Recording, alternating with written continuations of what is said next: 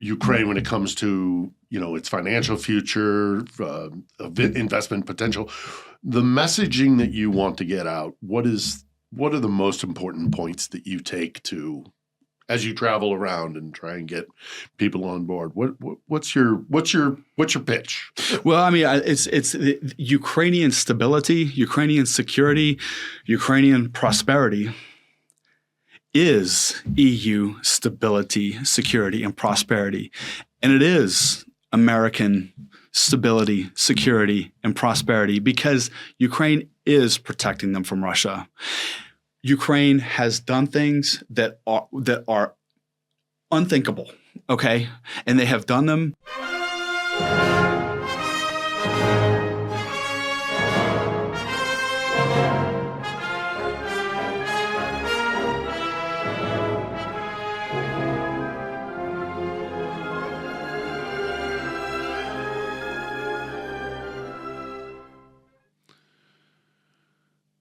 Hello and welcome. Eventually all wars come to an end, as this one will. And already there are those who are coming here looking at what comes next, particularly the investment possibilities in a nation as large as Ukraine, a European nation with so many different sectors of industry that have potential. And our guest this week is one of them, Ted Kronmiller. He's here looking to find places where he can connect other potential investors to this nation, to get in early, to get in now before everybody else jumps in when the shooting stops. There's just so much that Ukraine can, if properly provided with that investment, can grow into a very strong economy. And so we talk about all of that and so much more in this episode. So, Ted, thanks very much for stopping by. I guess the best place to start is, what brings you to Ukraine? So I came to Ukraine in February, Philip. I came here to visit a bioenergy facility, and I was so moved by the Ukrainian people, by the Ukrainian culture, and the country that I decided to come back and make a long-term commitment to Ukraine. And you say you came and look at bioenergy. I mean, there's a lot of different sectors and things that are going on in Ukraine, but why do you think people should start thinking about investment in Ukraine? Well, the Verkhovna Rada, the Ministry of Economy, the Ministry of Finance, they've done a lot of things to de-risk Ukrainian investment. And they've created legal infrastructure to create a destination for international capital.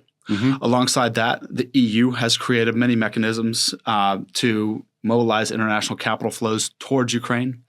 In addition, we have mechanisms with the multilaterals, things like guarantees and credit enhancements that make it very attractive. So I think that the investors get the fact that post-war revival is a very strong investment thesis. But what they don't understand is if they wait until peace is imminent, it's too late. Right. Because the entry points into the recovery are already there. They've already been de-risked. And so the main reason I think investors should look at Ukraine is because this is where the innovation is. Ukraine is defending themselves in the entire world against Russia, and they're leapfrogging advanced economies and innovation. And when you combine that with the mechanisms that are in place to de-risk institutional investment and the demand for rebuild, it's going to be there's going to be transformational and historical types of outcomes. What particular sectors, what industries do you see as being the most lucrative or promising? Absolutely. So the most promising, energy. So bioenergy, number one. Number two, infrastructure, sustainable infrastructure. So part of that, there's some overlap with energy. So basic things like things that seem basic to us, but energy and water and things like that. But the way that Ukraine is delivering that is they are creating forms of energy that are decentralized and sustainable, that utilize advanced types of technology, so we can get more energy efficiency. So we have energy, we have infrastructure, and then we have real estate. So just a quick point on real estate. Ukraine has made a big commitment to environmental objectives, the Verkhovna Rada, okay? And as part of EU ascension, they've committed to aligning with things like the EU taxonomy. So that means they've got to get every sector aligned with those environmental objectives. And what they've done with real estate is they've made those commitments. Now, from 2016 until 2022, built environment growth, just for example, was 20% year on year. So since the invasion, things have kind of been at a standstill. And that pent-up demand has been growing since the invasion. So when you look at the international capital markets, there's pent-up demand that is multiple times the amount of projects to invest in. So when you have pent-up demand from sovereign wealth funds and insurance companies for things like green real estate investment, and you have massive impending supply of projects coming online in Ukraine, that's going to create a great situation for both Ukraine to rebuild their communities in a sustainable way and investors to benefit from the recovery. You say they're leapfrogging in terms of like some technologies. What is it? Is this a direct result of the war? Or is there something, are there technological sectors and financial sectors that, regardless of the war, would be at the forefront? Well, I think it's the most direct driver of this is Ukrainian ingenuity, because it far surpasses what I've seen in many advanced economies. So when we go deeper into the cause, there's a number of factors. So there's policy factors, there's economic factors, and then there's industrial factors. So when you look at what the EU has done, for example, for many years, they have set very ambitious climate targets, very strong policy tailwind, very good intentions. They've deployed massive amounts of spending towards those targets. And what that has done is when the EU set those targets many years ago, many countries followed them in developing frameworks, okay? But you can't change industries overnight. So what happened was the Ukrainians have borrowed a page from the Europeans' book and said, okay, they set these targets many years ago. So we're, in a sense, rebuilding many industries, and we're going to rebuild them forward to the future. And so we're starting where other industries are going to be 5 years from now. We're starting right now. So things like bioenergy, things like industrial symbiosis, where we're addressing multiple types of problems with one solution. So, for example, with bioenergy, we're addressing waste. We're addressing energy, and we're addressing climate with one type of technology that wasn't available when the EU made their legislation. I mean, it wasn't available in the same type. So Ukraine, it's a combination of policy. It's a combination of the international demand for climate innovation, and it's Ukraine's ingenuity, and those factors are forcing them ahead of the curve, and they're going where other people will be. They're starting where other people aren't going to be for the next 7 to 10 years. You've mentioned several times the kind of innovativeness of Ukrainians. What is it about Ukrainians that gives you such confidence in their economic future? Well, I think for a very long time they have not only been defending their country against Russia, but they have been they've been innovating in ways in their industry that is surpassing what other advanced economies are doing. And so you have to adjust their economic performance for the wartime to reflect the true innovation. But I think it's not one or two factors, but it's a combination of really much deeper things that are a part of the Ukrainian ethos. The concept of Volya, for example, their drive for freedom, their drive for independence, and it's embedded in their lifestyle. And it's not a concept; it's a way of life. And so, what that does is it drives their desire for independence, and they know to be independent, they've got to have strong and resilient energy systems. They've got to have strong infrastructure, and they've got to have strong industry. So it's a mindset, but its ability to execute, and it's very and they have the country has very strong natural resources and intellectual resources, and I think there's been a very, very strong push for good governance and strong legal infrastructure. Before we talk about some of these industries, there's also the factor of reconstruction. There's going to be billions and billions of dollars that are going to have to be spent here to repair the damage that the Russians have done. How much of what you're looking at or what you're advising for investment is about the reconstruction part of things? I would say a very large part, because if you look across sectors, for example, you have, let's just take a few.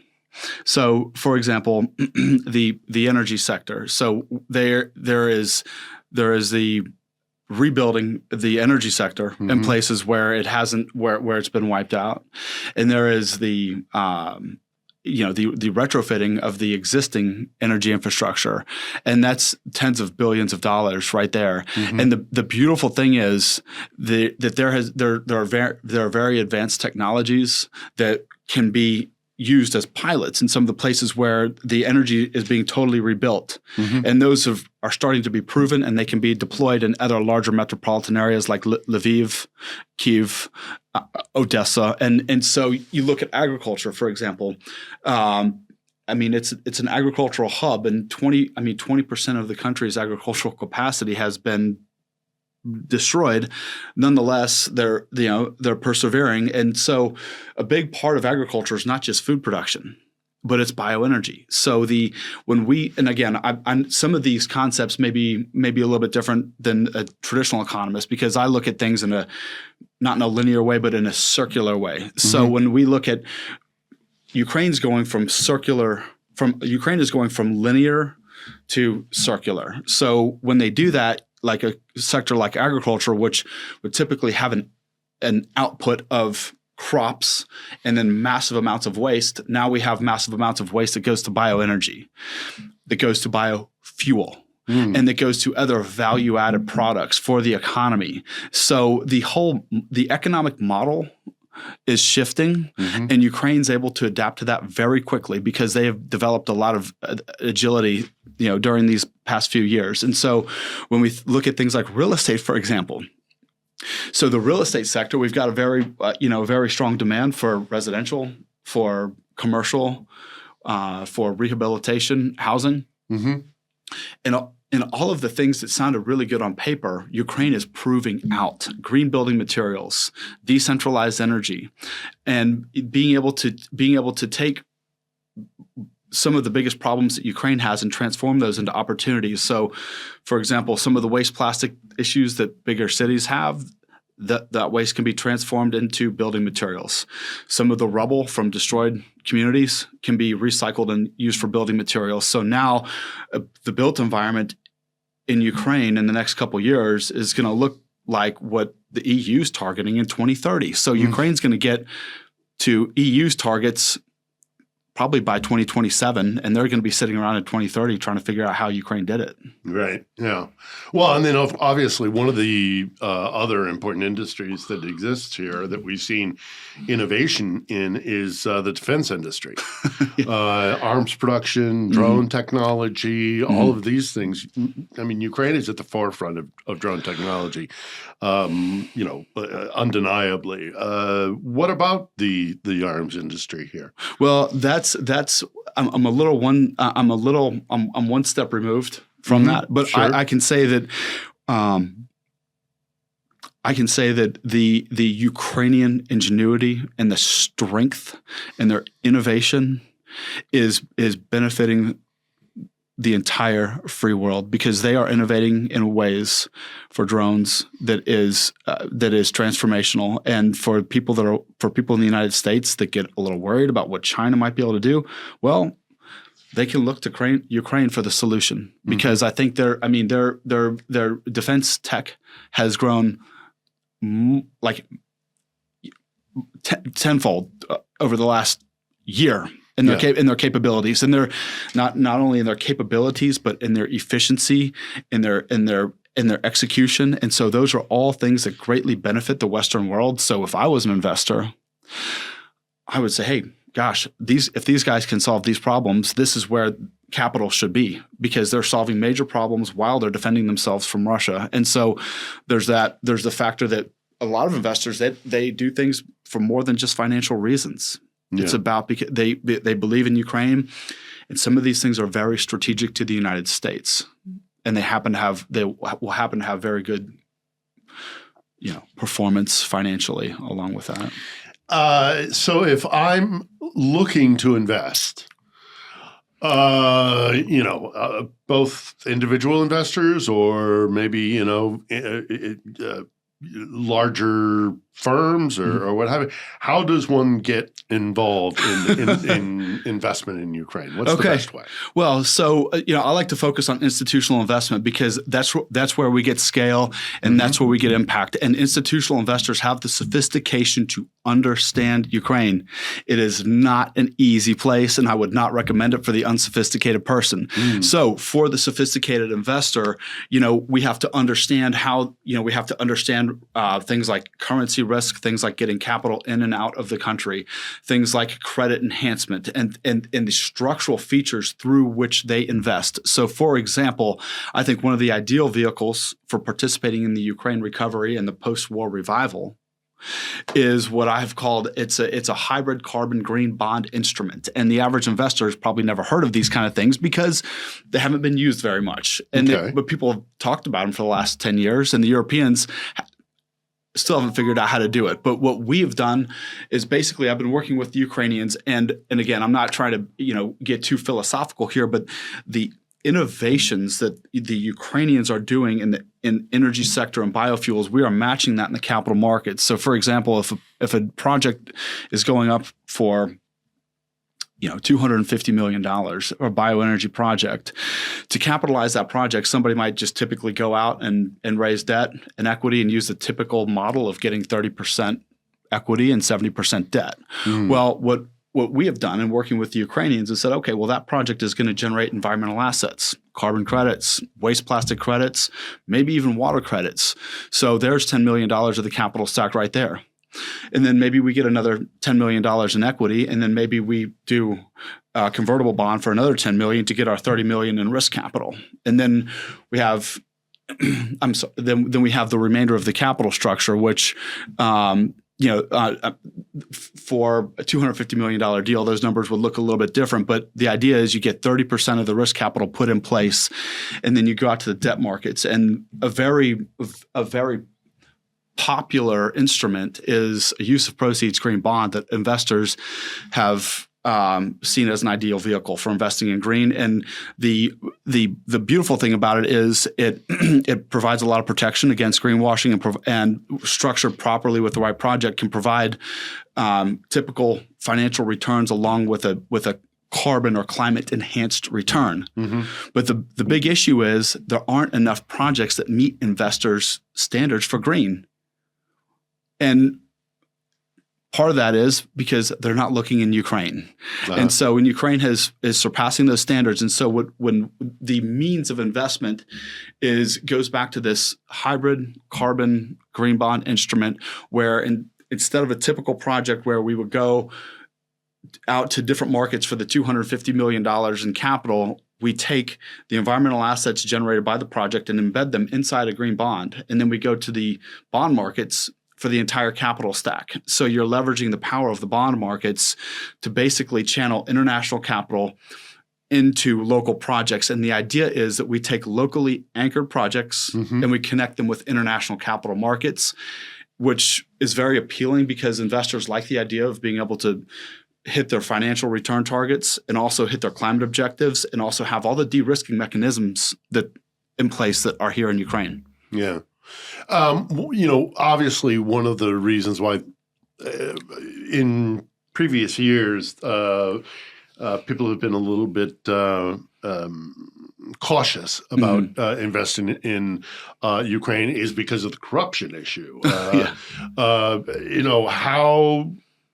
How is do you see Ukraine trying to overcome that? And Yeah. How do you get the message out that no, your investment would be safe? Well, yeah, so we have a lot of investment in a lot of countries that have a lot of issues. And so when people talk to me about the Ukraine issue, I say, first of all, look at what the Verkhovna Rada has done to put governance in place. We have just in our specific case, when we focus on things like bioenergy, we have this legal construct of an eco-industrial park that has governance, transparency, and reporting, and so we overcome that challenge with the legal infrastructure. Okay, and then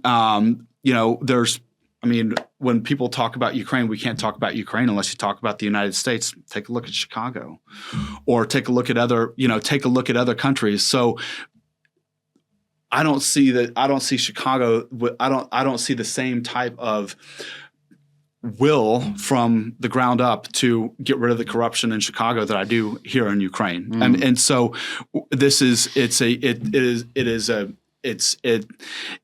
something that has been structurally de-risked. But again, they're with the appropriate governance and monitoring and reporting in place, can be de-risked from the initial stages of an investment and monitored over time. Well, and corruption is unavoidable everywhere. I mean, you mentioned Chicago there. I mean, there's no country in the world that doesn't have corruption. It's certainly worth considering, and I do know a lot of effort is being put into it. What about the war, though? I mean, this is, you say if you wait until the war is over, it's too late. It's already too late. But I mean, there is the question of how long will this war continue, and at what detriment to investment as the war grinds on and on. Okay, so there's a couple things there. So how long will the war continue? Right. I mean, if anybody knew the answer to that, the world would be a much different place. So before I go to the other side of that question, when we try to think about how long the world continues, look at what Ukraine has been doing to Russia. Everybody talks about Spiderweb, which was ingenious. Operation Spiderweb, yeah. They caused $7 billion of damage and took out 34% of air capabilities with some drones. Now, what people aren't talking about is what Ukraine has done to the oil sector. So with the same agility and ingenuity, they have wiped out $25 billion of infrastructure and capacity. They have reduced Russian production capacity by 10%, 44 million barrels of oil a year. So how long can the war go on? I don't know. Look at what the central bank's reporting. Their numbers aren't right. They don't add up. The Russian central bank. No, they have rampant inflation. They report 4%, but it's more like 9%. They have labor shortages. They have non-performing loans at banks in the high single digits. They're probably going to break double digits by this time next year. Bank liquidity issues, with the central bank encouraging lenders to quietly take care of those, implying that they're not going to get bailouts. And the first one of those banks that fails, the rest are going to go like dominoes.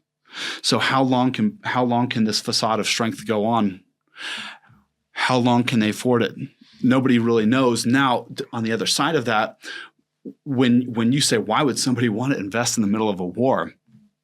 Well, by strengthening Ukraine, we're enhancing their ability to not only defend themselves against Russia, but protect the entire free world. And no, it's not an investor's job to protect the free world from Russia, but an investor who understands what Ukrainian ingenuity is all about can clearly see that there are places with an understanding of Ukraine, we know where the risks are and where the risks aren't. The National Bank of Ukraine, the Ukrainian Central Bank, has come out with geopolitical risk insurance. So they combine programs by the DFC and by MIGA, put them in one pool where they de-risk projects. So we have credit enhancement from the Ukrainian Central Bank. We have credit enhancement from the multilateral development banks. And so an investor can go in and just with our projects, I'm kind of a nerd when it comes to financial modeling. So what I did was I took what we're doing in bioenergy and said, what happens if you do this project outside of our eco-industrial park construct? What's the fair value of this biogas facility. Then you put it inside the eco-industrial park, and with all the incentives, you get sort of a 3-tier boost, one from the legal structure of an eco-industrial park, one from industrial symbiosis, and one from the environmental assets or the climate alpha that's being generated. Mm-hmm. That's before you have the revival uptick. And so an investor coming in, yes, it could be seen as opportunistic. But if they don't do it now, then they're foregoing sort of the exponential types of economic benefits they're going to get from the revival. How much? The West has been providing Ukraine at least part of its sustainability mm-hmm. is because of foreign investment. How much does Ukraine need foreign investment? I mean, it's over $500 billion. And it breaks down in different ways across industries. Mm-hmm. So, for example, if you look at that capital need, for example, in agriculture, I think it's probably about $100 billion, and I'm not even sure if that includes demining. Mm. So it's a staggering number. It really is. But if we look at historical precedents, we look at firms that got involved in agricultural restoration after World War II, like Fiat. I mean, and they're a global company. So it's a staggering amount of money. But at the same time, it's staggering relative to the Ukrainian economy. Mm-hmm. But $500 billion is not a material number in the United States. Well, and what is the return on an investment? Mm-hmm. what if even though, as you say, the need is staggeringly large, mm-hmm. what can an investor expect to get? Yeah. So the return on investment. So there's two answers to that. There's the micro level answer and then the macro level answer. The micro answer is an institutional investor coming in to invest in bioenergy projects. The return on investment, say if you had a 12% return on a typical bioenergy project somewhere in continental Europe, mm-hmm. and you took that same project and you put it in our eco-industrial park construct here in Ukraine, that project would benefit from the eco-industrial park incentives, which include exemption from VAT, duty, and customs, along with real estate and income tax exemptions. Number one. Number two, that gasification facility benefits from industrial symbiosis. So an eco-industrial park leverages principles of industrial symbiosis, where the outputs of one cluster, like biogas, are the inputs for another, like chemical synthesis. So in our park, we take the outputs of biogas and we use them in our chemical synthesis cluster to create e-methanol. So this facility has captive supply and captive demand. Now, that's the second benefit. The third is that we're capitalizing on the environmental assets that are created. So the biogas facility takes waste and turns it into value-added products, like ultimately e-methanol. Mm-hmm. That creates these environmental assets like carbon credits, which some people, they have their place. Not everybody's bullish on these, but what we do is we combine them into the bond structure and we leverage the bond markets to place the carbon credits. So there's three. So if you have a 12% return on that biogas facility in Europe and you put it in Ukraine, mm-hmm. you're going to get boosts from three effects: the EIP, the industrial symbiosis, and the environmental assets. Now that, based on my fair value and risk-adjusted return calculations, comes out to like mid-single-digit difference. So you could have a 5 to 7% boost on risk-adjusted returns. And are we looking at long-term investing, short? Yes. Well, for the long-term returns, trying to get returns immediately, or for the longer term, I think the bigger picture is this. For the sovereign wealth funds, like for example, for the UAE, that's a big investor here. For the United States, that may be contemplating large-scale investment. For the Europeans that may be contemplating large-scale investment over the long term. I mean, the return on investment, it's an economic return that may have a longer curve. So when you have that J curve where you deploy the investment and then you get the returns over time, that return is going to be a function of how industries evolve at a macro level, and it's not going to be like a typical advanced economy. It will be like a hockey stick, because once peace is imminent, the population influx into Kyiv is going to multiply. Yeah. And the population influx back into Ukraine will multiply as well. And the demand for very basic things like energy, real estate, and agriculture, that demand is going to skyrocket. So where do you see the Ukrainian economy in 5 years, 10 years down the road? I mean,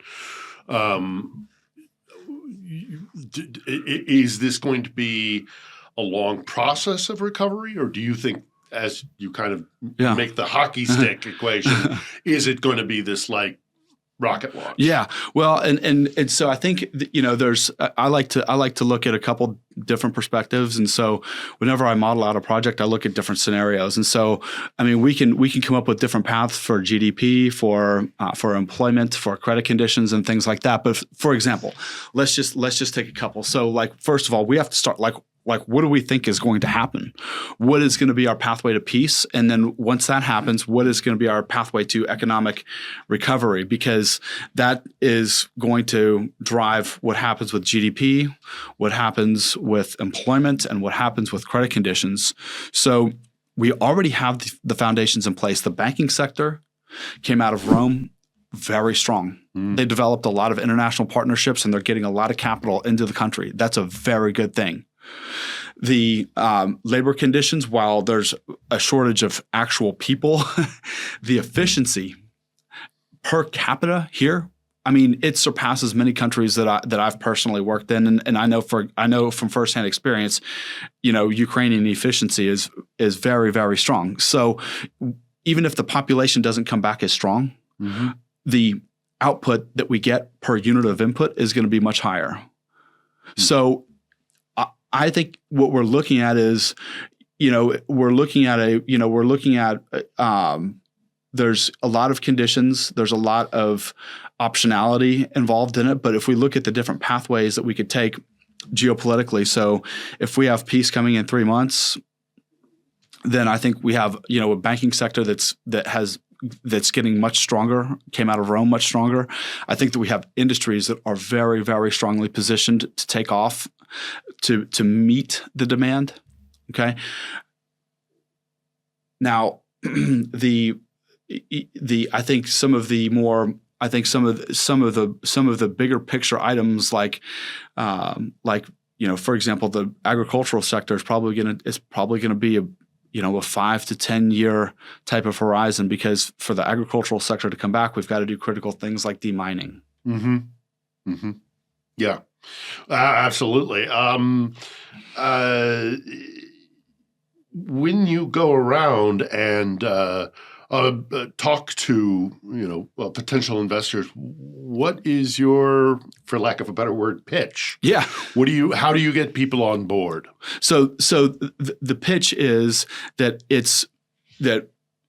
we have an idealized, structured entry point into the post-war revival. Is it fully de-risked? There's no way to de-risk against Russian missiles. No. Yeah. But we have local expertise, and I know that sounds cliche, but if anybody knows what the words local expertise means, they know that we know things that they don't. We know where and where not to start building infrastructure. And I'm working with people that have a very long history and very strong commitment to Ukraine, and we're not going to start putting up infrastructure in a place that we think is at risk. So our pitch is that we combine local expertise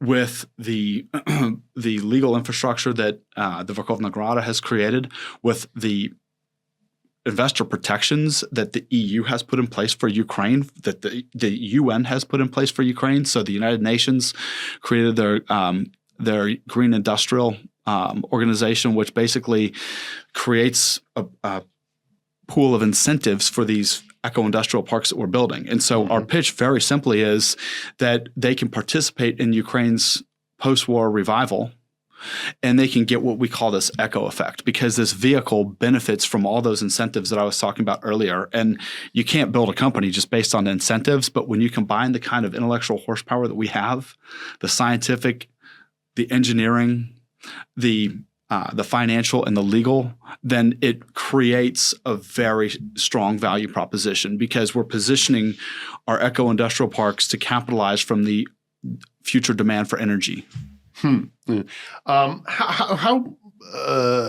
and I may be stepping out of your area of expertise here, but how damaging is it for Ukraine and for Ukraine's economy that they're kind of industrialized east out in Donbass, and some of the minerals that are out there, some of the heavy industry that's out there? How much of a blow is it to Kiev's GDP that they might not get that back? It's very damaging, because the critical minerals are, a key to energy. They're a key to a lot of industries. They're a central point of a central part of the energy sector, the transportation sector, and heavy industry, and we need those minerals. So it is damaging, but it's not just damaging to Ukraine. It's damaging to the United States, because one of the deals that the administration cut with Ukraine gives the United States a stake in those minerals. Right. So for the United States to even contemplate something like giving up the Donbass is like a self-defeating proposition. So Ukraine has suffered through this stuff for the last 10 years, okay? And they figured out a way to innovate out of it. And their way to innovate out of it is through things like bioenergy. And I keep talking about that. And basically, not to oversimplify your question. So the answer is it's very damaging. But the solution to that is things like bioenergy, because Kyiv has a number of strategic objectives. Number one is waste management, and we've got to get that under control. And the beautiful thing about bioenergy is that we're solving the waste problem by taking these waste streams and transforming them into heat, energy, electricity, and biofuels. Okay. And those are things that benefit a local community right next to Kyiv. So we can take waste streams from Kyiv and use that to benefit local communities. And we can strategically place things along the Dnieper to where that value-added product goes out the Dnieper into the Black Sea and exported to other economies. So we create exports for Ukraine at the same time. So even in a worst-case scenario, if we still have what I call stranded assets in the Donbass, we're innovating our way out of that. But you are talking as someone who clearly sees a sovereign Ukraine after the war that with or without Donbass, will have access to the Black Sea with the port at Odessa, that it will be sovereign in Kiev. I mean, are you comfortable enough saying to potential investors, Ukraine is not going to lose this war. Ukraine is not going to lose its sovereignty. There are not going to be Russian tanks rolling down the main road here. You are confident enough that this war is going Ukraine's way. I am. And yes, there is you're just a guy from the United States that's been in Ukraine for 6 months. You don't know what it's like in the front line. Yeah, there is that factor. Okay. But there is the factor that I know what happened in 2022. They tried to take Kyiv, and what happened? They knocked their lights out in 20 days? Ukraine kicked the Russians out of Kyiv. Okay. I went to Hostomel. I went to Bucha. I was supposed to be in Zaporizhia. I was supposed to be in Mykolaiv. And unfortunately, at the time I was supposed to go down there, my plans fell through because of strikes. But I know enough to know that Ukraine is going to come out of this with their sovereignty. And I know enough to know that Russians don't want to fight this war. And they're not going to keep doing it. They don't. Putin's backed into a corner, so I don't want to conflate issues and make things too complicated. But Ukraine is going to come out of this with their sovereignty, and either the U.S. is going to be with them or they're not. Mm-hmm. And my message to investors is, this is where the innovation is happening. And to be a part of the post-war revival, this is the inflection point that you want to get in at, because the companies that get in, they will be the future of Bechtel, the future GM, the future Ford, the future Fiat. That's how those companies got on the map. Yeah. But there is also the question of debt. How burdened do you think Ukraine's economy will be with the debt? Well, there's a couple of things. So what we've done is, my firm, we did a $5 billion sovereign carbon security for Bolivia, which is not a high credit quality country. Okay, so we got international capital flows into a country to critical projects that were critical to Bolivia. Okay, mm-hmm. And those projects were not the most bankable projects in the world, but what we did was we created legal infrastructure around it and strong governance to make it bankable. So with Ukraine, there's a couple different ways to deal with this. So when we have very strong technological processes and very strong innovation and ability to create things like bioenergy, which we all need. I mean, like Ukraine can't go back. They're not going to rebuild backwards. They have to rebuild back forward. So we have to have bioenergy. Mm-hmm. Okay. Now the vehicle that we do that with is we can do that in sovereign types of instruments where we do things with where Ukraine as a sovereign says, okay, we're going to issue sovereign debt backed by pools of projects that are aggregated together. And then right now, it's a risky credit from a credit perspective. But mm-hmm. at the same time, if you think about it as a credit analyst side, not to get too nerdy, but they have these mechanisms, debt swaps, we do debt for climate swaps. I think one of the biggest challenges to Ukraine's future industrial growth on the eastern part is demining. And so if what I've been talking with policymakers about, what I've been talking with investors about is a debt for demining swap. So, for example, if there's a creditor that Ukraine owes, say, $1 billion to, right? Okay, and if I was that creditor, I would say, well, I'd rather be sure I'm going to get paid back $500 million, as opposed to take a bet on getting back $700 million. Okay, so what I'm going to do is I'm going to say we're going to do a debt for demining swap. So I basically take off $500 million of that debt and say what you would have used to pay me back, use it for demining, because that's going to increase the likelihood of me getting the rest of the money back.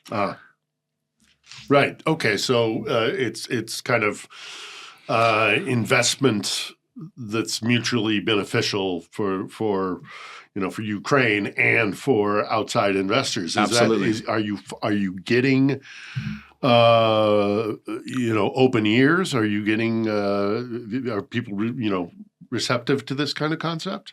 Yeah, absolutely. Yeah, absolutely. Yeah. Where are you finding the most kind of potential for investment? Who's front of the line saying, yes, I'm ready, let's do it?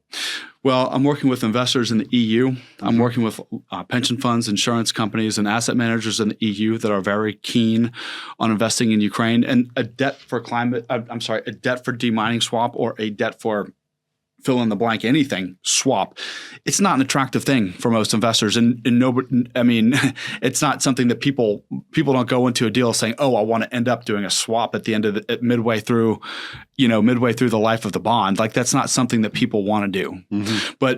But it's better than the alternative. So in the United States, I'm working with the top institutional investors. I'm working with high-level economic advisors to Ukraine that want to see Ukraine be successful, because they know that Ukraine's success is America's success.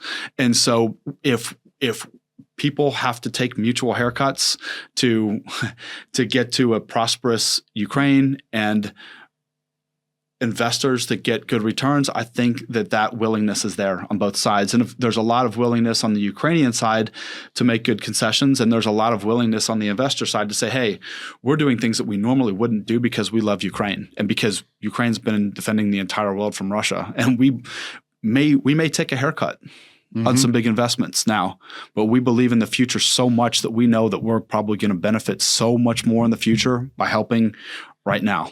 And you mentioned, Wall Street and the various markets. I mean, one thing markets don't like is instability. That's right. Right? They don't like disruption and chaos. And right now, this conflict is causing an awful lot of that. Is there also some motivation that you're seeing from the financial sector of we need to end this war, we need peace because there is this potential for investment and growth? Absolutely. I mean, I think one of the smartest people I forgot who it was, but I think it was it James Carville? He was a really smart political strategist. Sure. He said if he could reincarnate, he'd come back as the bond market because he could. And it's the.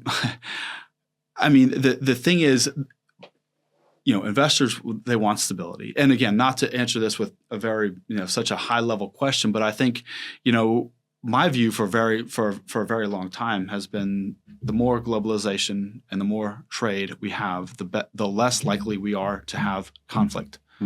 So, I mean, people can read into that whatever they want, but I truly believe that, global markets, free trade on equitable terms that mutually benefit trading party, both parties, is the strongest way forward. And right now, we're in an environment that is, we have a lot of geopolitical instability, and it's not isolated to just Ukraine.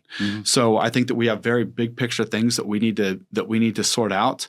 So we may have, bigger picture instability, but I think the smartest investors out there know that a place like Ukraine is a destination for capital because the future is very strong for Ukraine, and they've proven themselves many times over the last 10 years. So I think yes, we do need stability, but it's a larger, bigger picture issue. We need advanced economies to cooperate on things like trade. And once that starts happening, then, and month over month, year over year, we'll start to see things pick up and we'll have more stability. Regionally, who seems to be on board with this the most? Europeans, Americans, the Asian markets? Yeah. Who's already in? Yeah, so Japan's in. So Japan has made very strong commitments to Ukraine. So the Japanese put in $180 million into Ukraine in the last year or two through a UNIDO structure. That's the UN Industrial Development Organization. The Japanese have set up trade offices here. The Japanese have done very bold things. And I love using them as an example because, the Japanese have taken Russian assets and lent money to Ukraine backed by those assets. At the same time, the Russians said that they were going to take the Kuril Islands. Yeah, and Japan was like, well, okay. What happened? Nothing. What do they do? And so we have Japan. We have the Nordics. So we have the Baltics. So the Nordics have created a number of mechanisms, they've been very strongly supportive. France has been supportive. And the United States has been supportive, okay? But what you see from the UAE is a big investor here, and what you see from just Japan as an example, what they're doing with, it's not just the mechanism that they're using to loan Ukraine money. It's the bold way in which they're doing it. And we need the U.S. and the Europeans to make bold moves because half measures, if the U.S. and lends $10 billion here, $10 billion there in increments and in half measures, it's not going to have, those half measures will not have half results. They will have no results. So it will be nothing but a waste. And so what I think we need is full-scale measures. We need the U.S. to take a stand and say, this is where we are from high-level policy direction. We are not going to budge on these things for Ukraine, for NATO, for Donbass. And then once those are figured out, then we say, okay, now we can start doing things like getting capital flows into the country. Once investors know that Donbass is going to be there, once investors know that there's a clear path to EU ascension and there's a path to NATO membership, then it's a different story.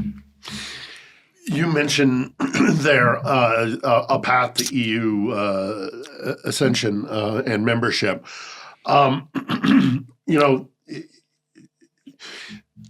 Despite the economies of some of these European nations,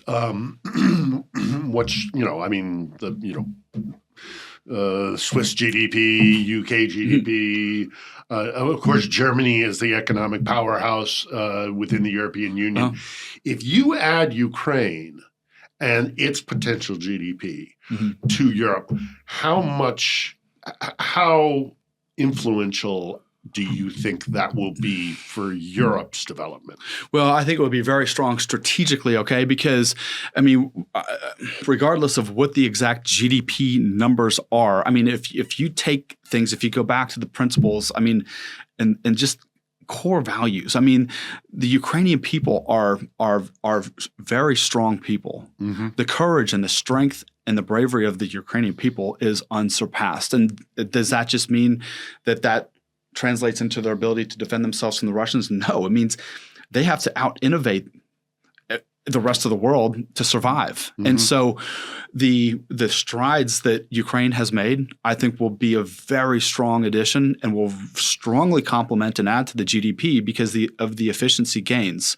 So Europe has their EU ascension process, which has economic objectives, environmental objectives, social objectives. Ukraine has committed to those, and they have not only committed to them, they're on track to far surpass European targets. And Ukraine is for the environment, for example, and I'm using that as an example. And a lot of people say, well, why are we talking about the environment when we need to get the Russians out? Well, because that's where a lot of economic growth is going to be, and things like renewable energy and things like bioenergy. So just as an example, Ukraine has done things in months in energy innovation that has taken EU countries years. So when you combine Ukrainian innovation with the wherewithal of the EU, it's going to be a 1 + 1 = 3 type deal. The force multipliers. Absolutely, they say in the military. Yeah. Well, as we start to kind of wind down here, what do you want more than anything else to the rest of the world to understand about Ukraine when it comes to its financial future, investment potential, the messaging that you want to get out? What are the most important points that you take to as you travel around and try and get people on board? What's your pitch? Well, it's Ukrainian stability, Ukrainian security, Ukrainian prosperity is EU stability, security, and prosperity. And it is American stability, security, and prosperity because Ukraine is protecting them from Russia. Ukraine has done things that are unthinkable, okay? And they have done them.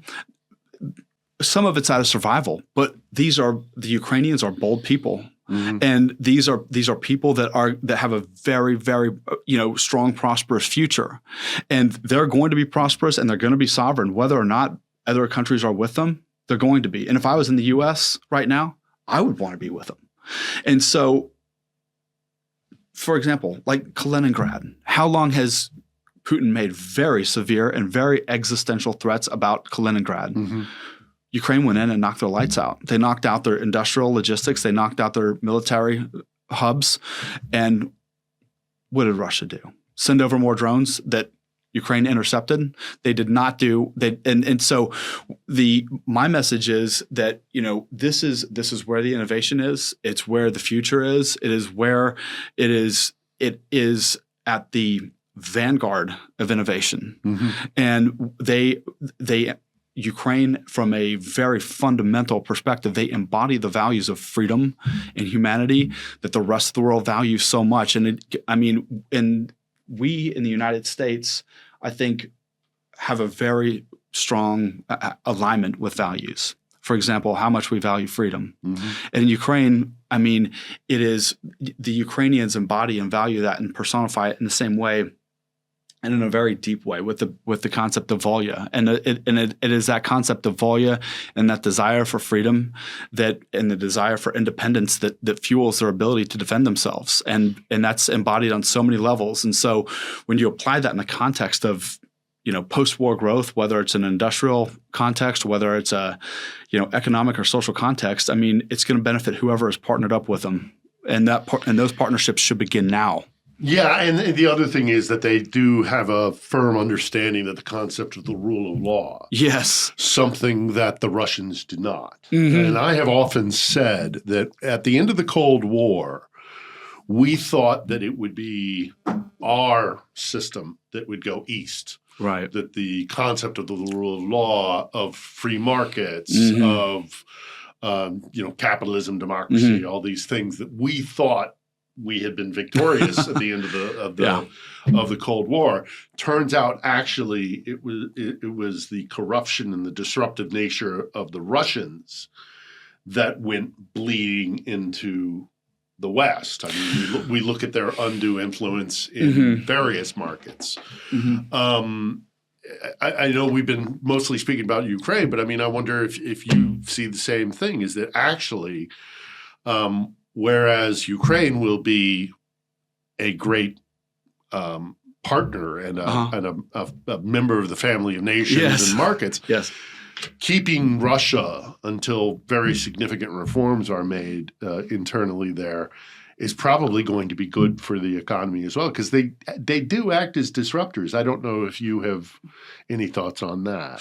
Absolutely, and I think Ukraine as an example is geographically it's much smaller than Russia, and population-wise much smaller than Russia, economically much smaller than Russia.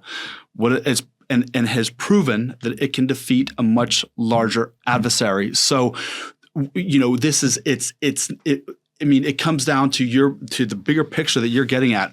What's going to happen after all of this? Is it going to be whose values are going to prevail?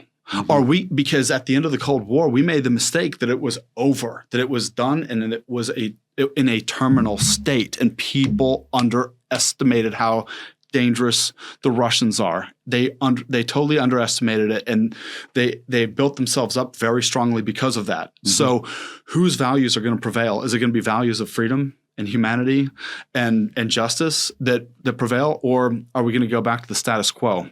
And I think that Ukraine can be a blueprint, an example for the rest of the world, because a country of this size with this many people that has been defeating this type of adversary can only do so with the values that they have and the willingness that they have and their desire for freedom. So if we take the mentality and the political will that we had during the Cold War, and we combine that with what Ukraine has done as an example, and that should be a wake-up call for larger economies. That should be a wake-up call for the United States and for Europe and our way to lead forward. Because once that happens, once we embrace those values, our trading partners embrace them. Mm-hmm. And then what happens to Russia? They become more and more isolated until they change, and they probably won't if you look at history. Mm-hmm. Well, it's going to take an awful lot. It's a fundamental change for Russia. Yes. They're going to have to do an awful lot. But just as we wrap it up, again, I've asked you several times, kind of in other roundabout ways, but just kind of as a last word, you are clearly somebody who is bullish on Ukraine. Yes. Okay.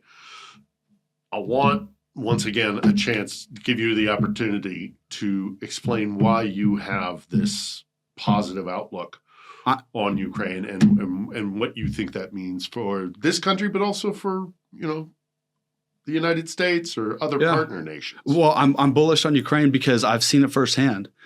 And it's because I have I'm working with the largest institutional investors that have unconditional, unwavering commitment to Ukraine's future because they know that no matter which way political winds go, Ukraine is going to prevail. And the smartest people on Wall Street have already made their decisions, and they made them a long time ago. And it's so, do I want to debate some of the top, most brilliant minds on Wall Street?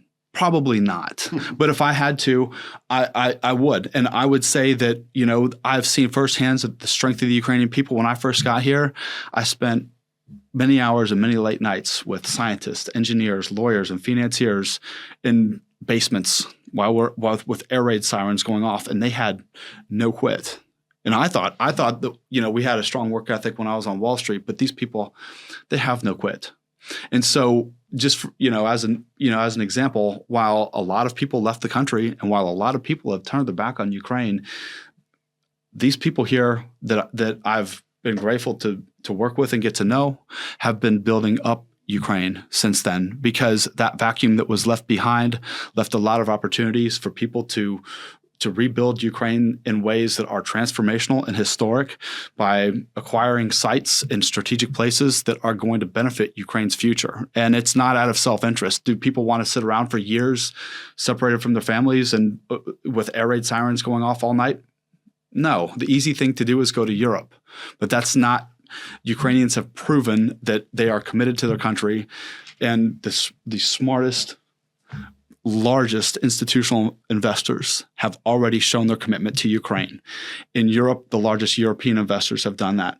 In the Middle East, the largest sovereigns have already started deploying capital here. So it's happening. And well, the most important thing that can possibly happen is peace. Of Absolutely. Course.